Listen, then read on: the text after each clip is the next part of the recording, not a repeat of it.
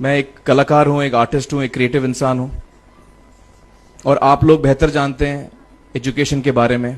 इतने साल से आप एजुकेशन चला रहे हैं। पिछले कुछ साल से मेरा अनुभव हुआ है, चूंकि मैंने कुछ फिल्में की हैं। एक फिल्म थी तारे ज़मीं पर, और अभी हाल ही में मेरी जो फिल्म आई है 3 इडियट्स, ये दोनों फिल्में एजुकेशन के टॉपिक पर हैं। तो लिहाजा मैं इस वजह से मैंने काफ़ी रिसर्च की एजुकेशन के ऊपर, और कुछ चीज़ें मेरे सामने आई हैं, और वो चीज़ें मैं आपके सामने रखना चाह रहा हूँ। आज यहाँ पेरेंट्स हैं, एजुकेटर्स हैं, टीचर्स हैं, बच्चे भी हैं।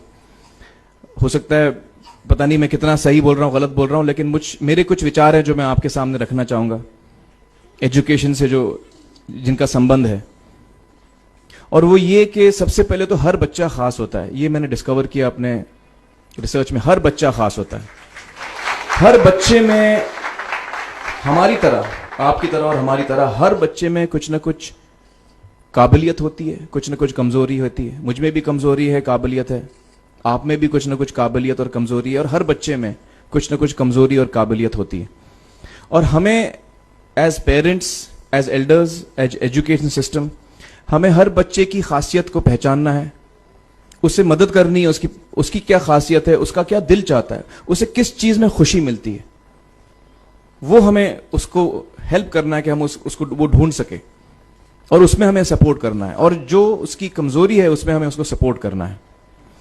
मुझे अक्सर एजुकेशन इंस्टीट्यूट्स मुझे बोलते हैं कि हम हमारे स्कूल में सारे बच्चे पास होते हैं, हमारे स्कूल में सारे बच्चे फर्स्ट आते हैं, या हम जो बोर्ड एग्जाम है उसमें हमारे सारे बच्चे पास होते हैं। मुझे एक सवाल पूछना है कि हमारे कितने बच्चे खुश हैं?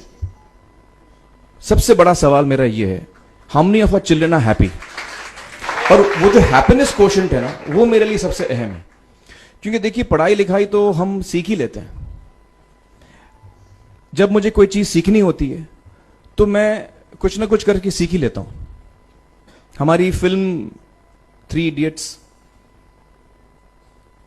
जब रिलीज होने वाली थी, रिलीज से पहले हमने कई स्क्रीनिंग्स रखे थे, टेस्ट स्क्रीनिंग जिसको हम कहते हैं, जिसमें कि हम ऑडियंस, जैसे आप लोग हैं, उनको बुलाते हैं, फिल्म दिखाते हैं, उनसे पूछते हैं कि फिल्म कैसी लगी। ऐसे एक टेस्ट स्क्रीनिंग हमने किया था। बंबई में एक फैक्ट्री में कारीगर लोग काम करते हैं, तो करीब 25-30 कारीगर आए थे उस स्क्रीनिंग में। स्क्रीनिंग के बाद उनका एक कारीगर था, उसने मुझसे एक सवाल पूछा। उसने मुझसे ये पूछा, आप लोगों ने फिल्म देखी है 3 इडियट्स? उसमें उसने मुझे एक सवाल पूछा जो बहुत कमाल का सवाल था। उसने मुझे ये सवाल पूछा कि सर, पिक्चर के अंत में हमें पता लगता है कि आप तो रणछोड़ दास थे ही नहीं, रैंचो तो थे ही नहीं आप, तो सर्टिफिकेट तो आपको मिला नहीं, वो तो जावेद जाफरी को मिल गया। तो आप इतने बड़े साइंटिस्ट कैसे बन गए? इतने बड़े पेटेंट्स, 400 पेटेंट्स, जापानी लोग आपके पीछे पड़े हैं, तो आपको सर्टिफिकेट तो मिला नहीं, तो आप इतने बड़े साइंटिस्ट कैसे बन गए? बहुत ही अहम सवाल है ये, बहुत ही इंपॉर्टेंट सवाल है। और ये जो मुद्दा है उसके हार्ट में जाता है ये, कि जब मैं एग्जाम के लिए रट के जवाब देता हूं और वो जवाब में मुझे नंबर मिलते हैं और मैं पास हो जाता हूं, तो मेरे हाथ में एक पर्चा आता है जो मुझे कहता है कि मैं पढ़ा लिखा हूं। लेकिन वाकई में पढ़ा लिखा हूं या नहीं, ये अभी तक हमको श्योर मालूम नहीं है।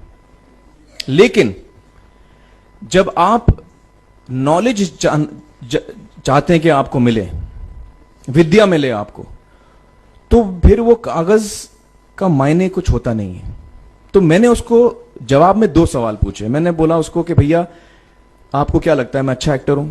उसने बोला हाँ, देश भर में आप सब लोग मानते हैं आपको, आप अच्छे एक्टर हैं। मैंने उससे कहा कि भैया, मेरे पास कोई सर्टिफिकेट नहीं है जो कहता है कि मैं अच्छा एक्टर हूं। मेरे पास कोई कागज नहीं है जो मुझे बोलता है कि मैं अच्छा एक्टर हूं। मैंने फिर उससे एक सवाल पूछा कि मैंने सुना आप बहुत अच्छे कटर हैं, आपके जो बॉस मुझे बताते हैं कि आप उनके मेन कटर हैं और आपकी बड़ी इज्जत करते हैं वो। आपके पास कोई पर्चा है, सर्टिफिकेट है जो मुझे बताता है कि आप कटर हो? उसने बोला नहीं सर। तो मैंने बोला आपका जवाब आपको इधर ही मिल गया। Education is beyond marks, education is beyond grades, education is what you learn. और मेरी इच्छा है कि हिंदुस्तान में हम एजुकेशन को इस नजरिए से देखें कि हम अपने बच्चों को वाकई शिक्षा दें, और शिक्षा हम खुशी से दें। क्योंकि शिक्षा में सिर्फ ज्ञान नहीं होता, शिक्षा में एक और चीज मिली हुई होती है, वो ये है कि हम अपने बच्चों को डेवलप करते हैं एज ह्यूमन बींग्स। आगे चल के वो जिंदगी में अच्छे इंसान बने, आगे चल के वो अपने पैरों पे खड़े रह सकें, आगे चल के वो इज्जत की जिंदगी जी सकें, आगे चल के वो दूसरों के बारे में ध्यान रखें, आगे चल के वो किसी के चेहरे पे मुस्कुराहट ला सकें, आगे चल के वो किसी की मदद कर सकें। This is what we should develop of our children. ये मेरी फीलिंग है। मैं जहां भी देखता हूं, ये मेरे साथ भी हुआ है जब मैं छोटा था। जब से हमारे बच्चे छोटे होते हैं, जब से बच्चे पैदा होते हैं, बच्चा घर आता है, हम बच्चे को पूछते हैं भाई मार्क्स कितने मिले, फर्स्ट आया कि सेकंड आया? वो बोलता है सेकंड। सेकंड आया तो अरे फर्स्ट नहीं आया, डांट पड़ती है उसको। जो बोलता है मैं 10th आया तो उसकी तो हालत ही बुरी हो जाती है। बच्चे को लगता है यार ये फर्स्ट आना बड़ा जरूरी है। उसको रेस में हम पूछते हैं तुम रेस में फर्स्ट आए कि सेकंड आए? में हम उसको बचपन से, जब से वो केजी लोअर केजी में होता है, जब लोअर केजी में रेस होती है, चमचा मुंह में लगा के उसमें नींबू डाल के भागते हैं। उसमें भी हम बच्चे को पूछते हैं अरे मेरा बेटा फर्स्ट आएगा, ला ओ बेटा मेरा फर्स्ट आना, मतलब पेरेंट्स चिल्ला रहे हैं बेटा भागो, मतलब नींबू लेके भागो।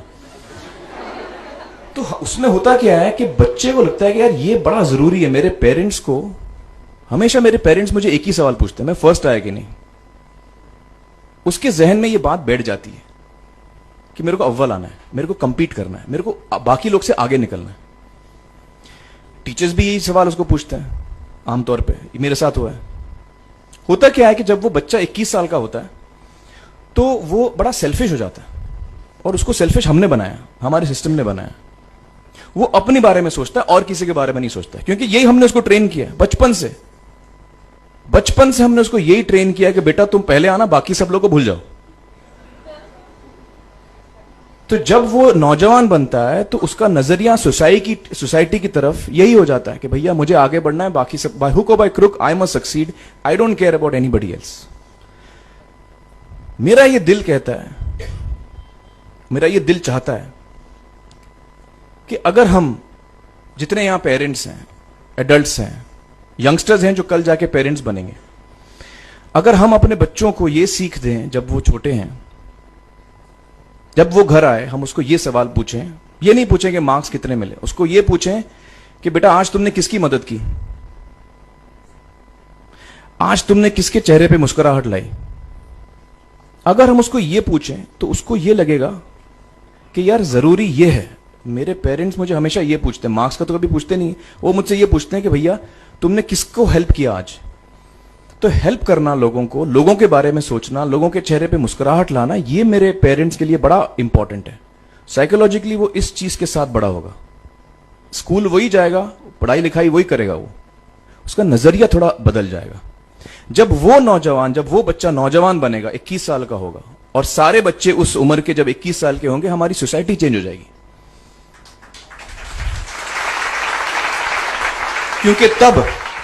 क्योंकि तब हमारी सोसाइटी में ऐसे नौजवान होंगे जो खुद के बारे में नहीं सोच रहे, दूसरों के बारे में सोच रहे हैं।